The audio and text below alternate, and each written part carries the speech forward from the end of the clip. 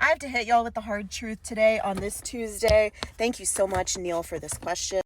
I have to tell y'all, most of us won't be able to reach retirement very quickly and definitely won't be able to become millionaires without the stock market.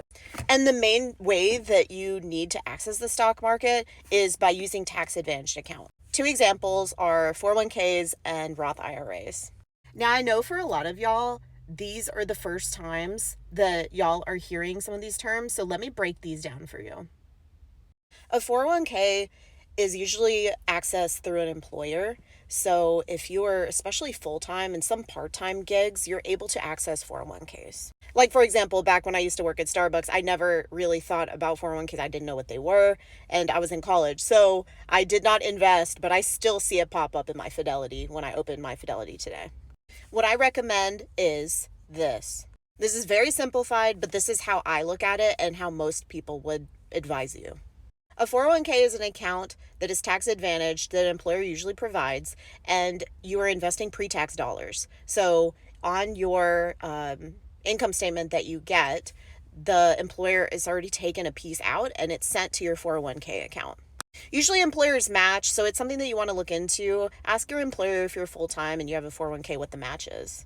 Usually, if a company matches, for example, 5%, you can match up to 5% and they will match 5% as well. That's basically free money.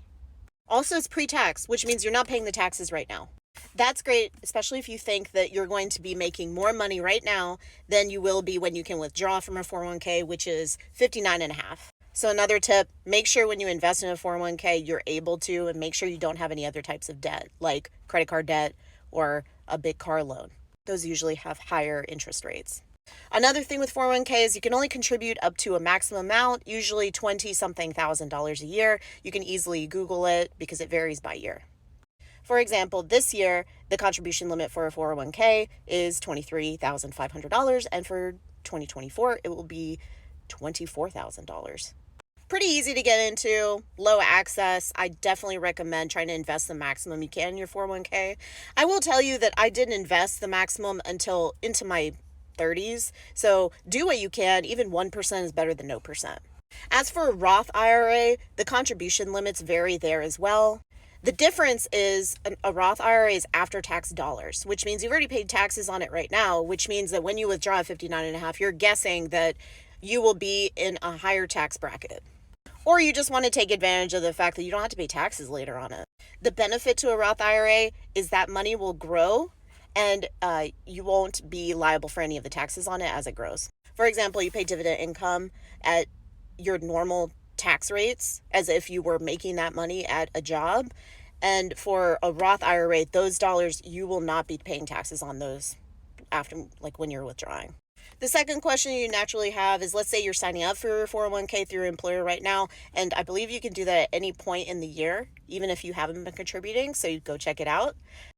What I would recommend is, in terms of investments, you can do a life cycle fund, which is usually based on what age you are right now and what age you want to be at retirement. The company basically has a bundle of stocks that are for a person like you. So your risk tolerance, your length of time that you'll be in the market. I would say those are usually pretty good. You can't go wrong with S&P 500 index funds. That's usually what I put everything into. And sometimes I put a little bit into smaller mid-market or emerging market or even just tech ETFs.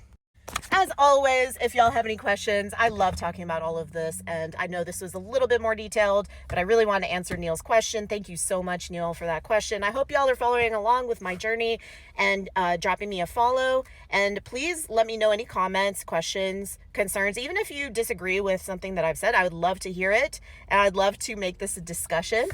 Just so y'all know, I got a caramel macchiato today, so something else I recommend is linking up your Starbucks to your Delta account because you can get miles every time you buy a Starbucks drink. And another thing is, this was a grande caramel macchiato. And if you ever want to get a drink that is that looks like a caramel macchiato but isn't, you can always ask for it upside down in person or on the app. But anyway, get really excited about Starbucks. I hope y'all have an amazing Tuesday. Cheers and happy money making. By the way, something else that I think I forgot to mention was, for the Roth IRA, there are income limitations. So if you have an income of over, I think, 160 something $1,000, you're not eligible for it. But that would be considered a high earner. So most folks are not in that bracket. Happy investing.